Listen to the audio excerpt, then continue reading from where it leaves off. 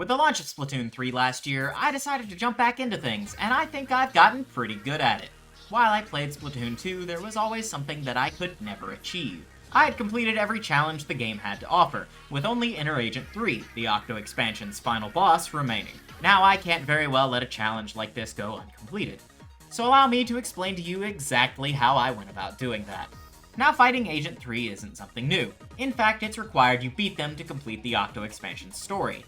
The first fight with Agent 3 isn't even that hard. However, when you fight Agent 3 for the second time, it's entirely optional. So Nintendo decided to really test how skilled, or stubborn, in my case, that the player can really be.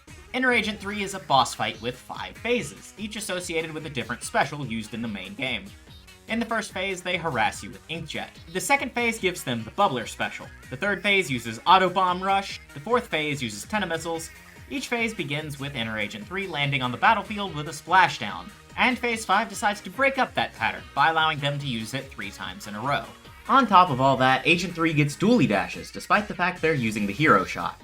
The fight is incredibly fast-paced, so breaking down how each attempt went would more or less go along the lines of, I shot him, but I missed, so I died and tried again.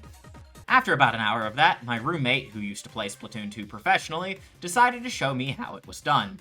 So he docked his Switch and beat him on the first try. However, watching him do this gave me some ideas as to strategies I could use. There's cover in the arena, and when the splashdown phase begins, you can dodge the splashdowns by circling around the cover, which I hadn't thought of before.